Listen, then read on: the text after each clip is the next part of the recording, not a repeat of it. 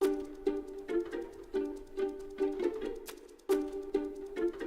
name is Heidrun Famle, and I am the moderator of this exciting workshop or panel, which is called Hazardous Substances from Cities, a bigger threat to the Baltic Sea than eutrophication, with the tone as a question mark. There have been a lot of gains controlling the eutrophication in the Baltic Sea, but hazardous substances in our idea or our mind are still a concern, and we think municipalities have an important role to play. We think that hazardous substances, they are in many everyday products, and that is a problem because you can find them in cosmetics, cleaning agents, furniture, textiles, a lot of different materials, and you don't know which ones and what kind of substances you find there, because in articles this is not very regulated.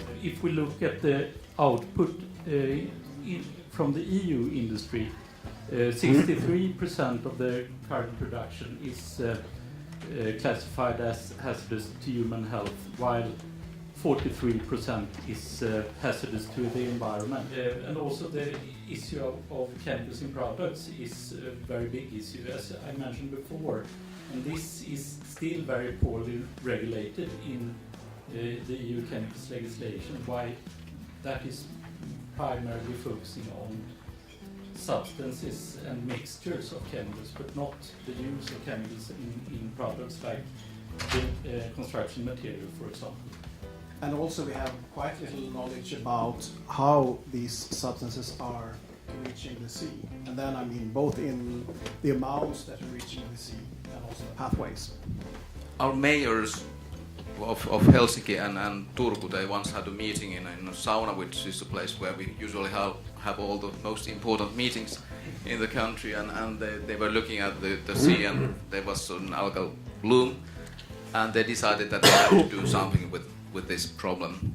And Helsinki and Turku, they both drafted a Baltic Sea action plan for the cities, but soon they realized that this is not enough, that just Helsinki and Turku are working on this item, and then they launched a Baltic Sea Challenge, invited other participants to it, and nowadays we have more than 200 participants. There are private companies, cities from Helsinki and from other countries around the Baltic Sea. They promise to do something extra that legislation is not requiring from them.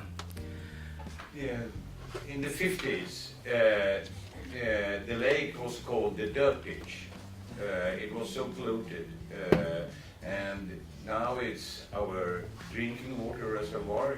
The lake provides 1.5 million people with fresh water.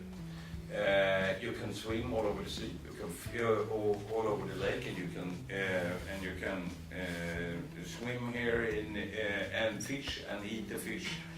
I think we failed with in many aspects of environmental management on the level of community communication. We failed with the concept of eco-labeling. It works with food, but it doesn't work so much with products. Mm-hmm. And we don't really care if this detergent is more harmful than the other one. It's the level of awareness here is too weak, in my opinion. Because the effects, and that comes to the provocative title of the seminar, is not that obvious or are not that obvious as eutrophication. First of all, I'd like to mention that the topic of this seminar, I would take the question mark away from that hazardous substances are as important as the eutrophication for Baltic Sea. It's quite hard to reach from the EU level, from the HELCOM level, or even the national level to the people that makes you really be concerned about the issue.